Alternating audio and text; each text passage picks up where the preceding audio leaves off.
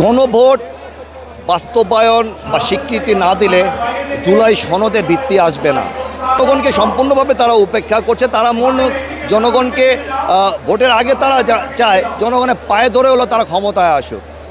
তাদের নিজেরাই তাদের প্রকাশ্যে বলছে এখন আমরা জনগণের পা ধরবো, ক্ষমতায় গেলে জনগণ আমাদের পা ধরবে।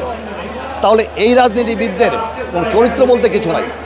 এই দেশে বিপ্লবী সন্তান জন্ম হবে না। আমি শহীদ সোহেল রানার ভাই বলে গেলাম, আমি যদি মারাও যাই কথাটা আপনারা শুনে রাখেন যে এই দেশে বিপ্লবী সন্তান কখনো জন্ম হবে না, কারণ বিপ্লবী সন্তান জন্ম হওয়ার আগে তাকে হত্যা করা হবে। ওসমান হাদি ভাই আমাদের কথা বলতো, আমাদের মিডিয়া ভাইদের কথা বলতো, দেশের সাধারণ মানুষের কথা বলতো, অথচ দিন শেষে কী করলো, তাকে হত্যা করা হলো। আর সে কিন্তু জানতো যে আমি এইসব কথা বলতেছি, আমাকে যে কোনো সময় হত্যা করা হবে। রাজনীতিবিদদের সবচেয়ে খারাপ কিছু গুণ আছে, সেটা হচ্ছে তাদের চারিত্রিক কোনো বৈশিষ্ট্য নাই। তারা মিথ্যার উপরে ভর করে তারা দেশ চালানোর চিন্তাভাবনা করে।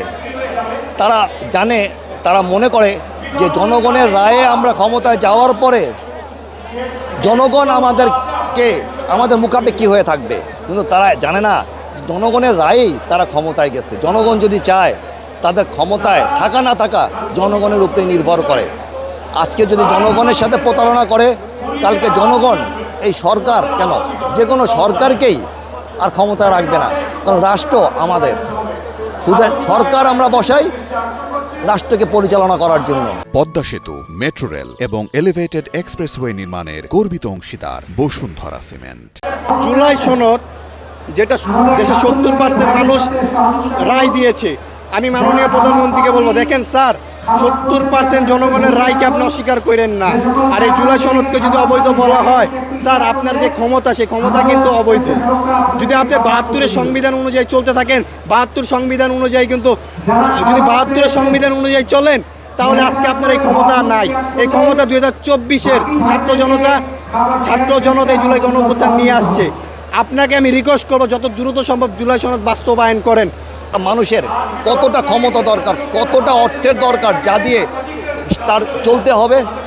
কবরে গেলে কি কিছু নিয়ে যেতে পারবে? ক্ষমতা না অর্থ? কোনোটাই না।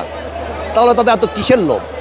জুলাই সনদের ভিত্তি যদি না আসে, বাস্তবায়ন যদি না হয়, তাহলে 24শে জুলাই যে একটা আন্দোলন হয়েছিল, গণ অভ্যুত্থান হয়েছিল, এই গণ অভ্যুত্থানে কোনো ভিত্তি থাকবে না।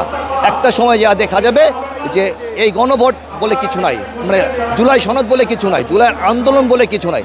আমাদের সন্তানরা হয় মব সৃষ্টি করে মরেছে, অথবা তারা এই সরকারকে উৎখাত করার জন্যই জীবন দিয়েছে। শুধুমাত্র এই জুলাইটাকে মানে আরও অন্তত আমাদের দেশ টিকে থাকা পর্যন্ত যেন আমরা জুলাইটাকে ধারণ করতে পারি, জুলাইটাকে লালন করতে পারি, জুলাইটাকে যেন আমরা প্রত্যেকটা মানুষের মধ্যে ছড়াই দিতে পারি। অন্যায়ের প্রতিবাদ কীভাবে হয়েছিল, বা কীভাবে আমরা একটা ফ্যাসিস্ট সরকারকে দেশ ছেড়ে পালিয়ে যেতে বাধ্য করেছিল আমাদের সন্তানরা।